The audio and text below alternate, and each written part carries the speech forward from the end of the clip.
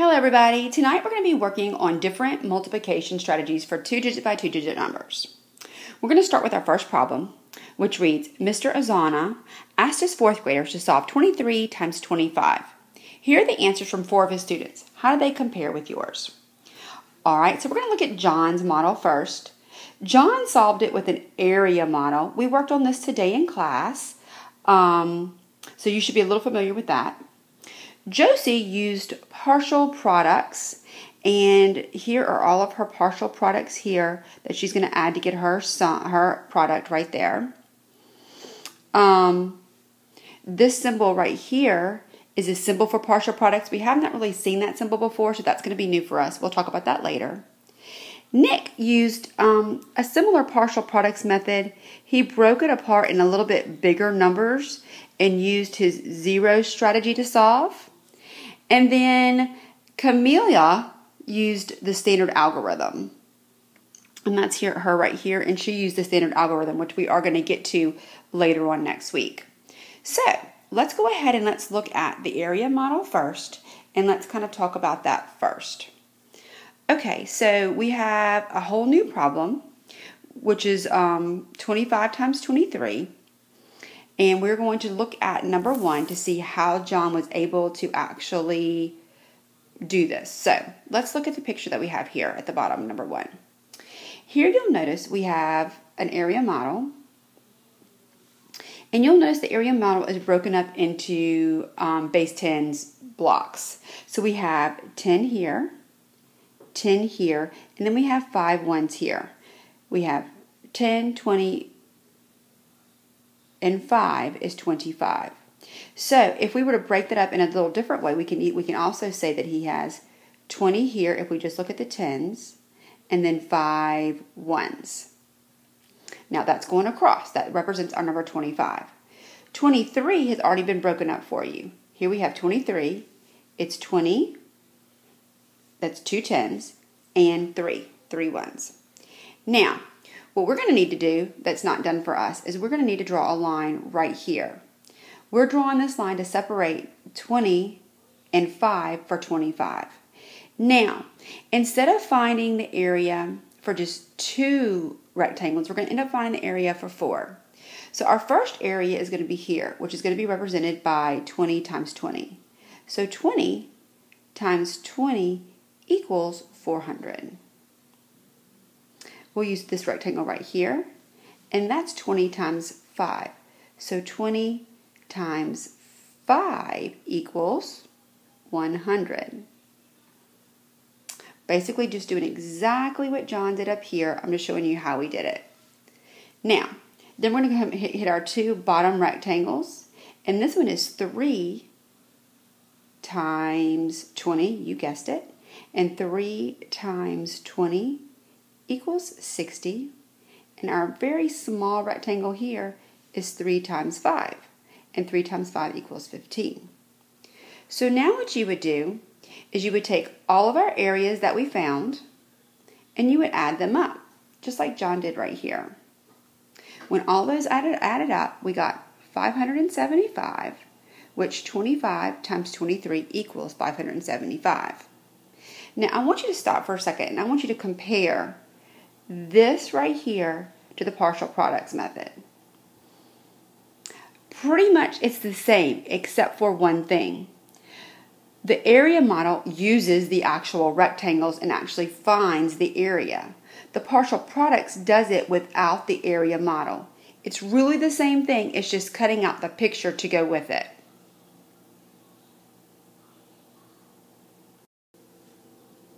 Okay, I'm going to want you to do number 2 on your own.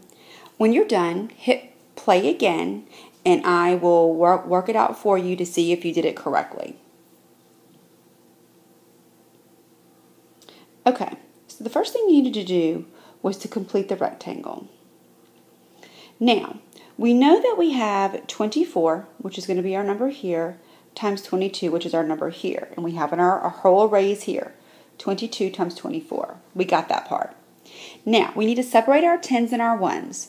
So we're going to separate our 2 10s from our 4 1s here, and this will be 20, and this will be 4.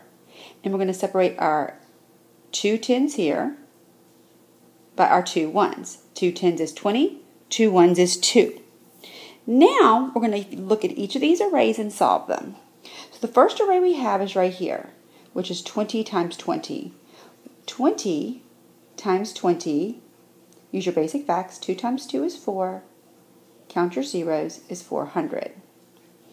Now, let's look at 20 again, but let's look 20 times 4. We know this down here is 20, 4 is going across, so we're going to have an array of 20 times 4. 20 times 4, basic fact, 2 times 4 is 8, add your 0, that's 80. Now what we're going to do is we're going to look at the next rectangle. The next rectangle we're going to do is right here at the bottom, which is 20 going across, but 2 going down, which means it's going to be 20 times 2. 2 times 2 is 4, add your 0. This rectangle would be 40. And then finally, we have one more rectangle. That's the small one down here, which represents 4 going across, 2 going down, which is 4 times 2, which is going to equal 8. And 8 will be this rectangle here. Now, we found all of our products. They're all partial. They're not complete. So now we have to find the sum of these products to find the actual answer. So we're going to add 400, 80, 40, and 8. They're all lined up. So this will be 8. 8 plus 4 is 12. So our answer is 528.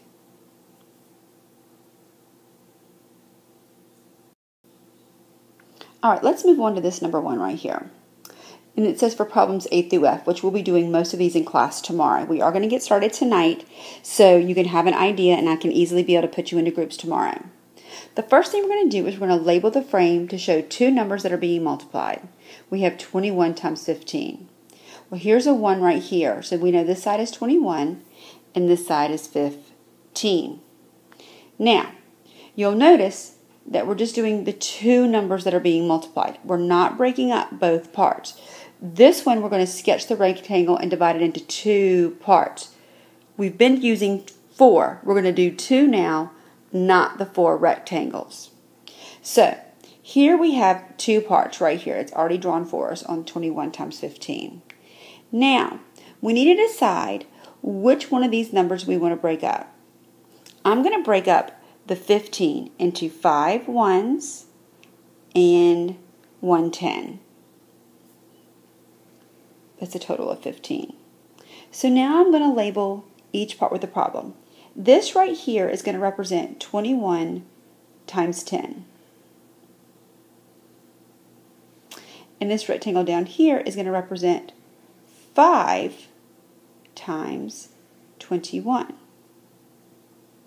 Now, we have labeled it with our multiplication equation. We're going to find the partial products and add them together to get the answer. So what is 21 times 10? That's easy. 21, add your 0, because when you multiply times 10, that's what happens. Now we're going to multiply 21 times 5. So I'm going to rewrite that and use my standard algorithm to do that.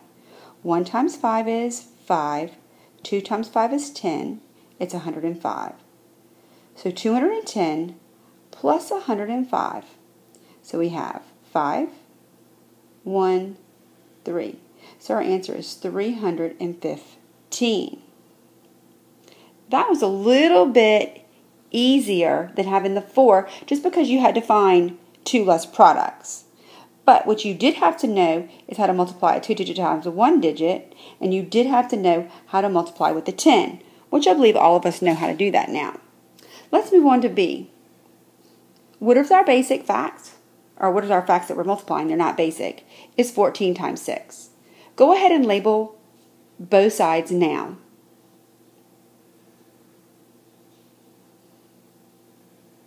Okay, hopefully you labeled this right here, 14, and this right side right here, 16.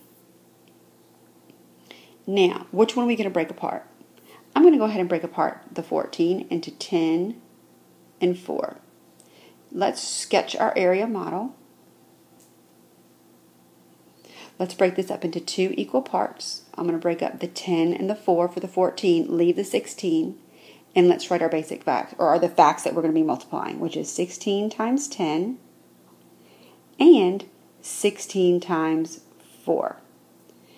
Now, let's find the partial products. 16 times 10 is 160. Now you need to multiply 16 times 4. I'm giving you some time to do that on your own.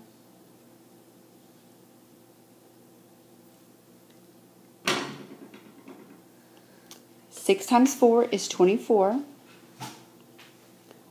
4 times 1 is 4. Plus 2 is 6. That's 64.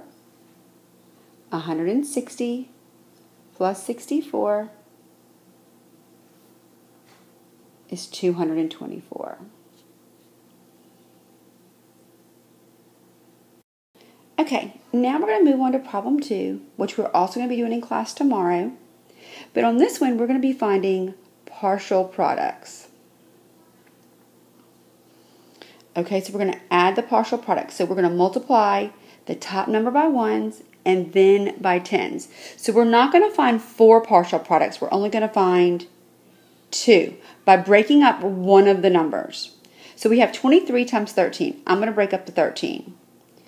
Okay, so we have 23, and we're going to break it times. We're going to break up 10 plus 3. So now we're going to use a distributive property to multiply those numbers. So we're going to have 23 times 10, which we're going to add to 23 times 3. 23 times 10 is 230. We're going to add that to 23 times 3. 3 times 3 is 9. 2 times 3 is 6, which gives us 69. 230 plus 69, I have to write that over because it's not lined up. 0 plus 9 is 9. 3 plus 6 is 9. Bring down your 2 and it's 299. Go ahead and do B on your own. We'll check that in class tomorrow. Just follow the same instructions that you've been using. You even have a model up here as well. See you tomorrow.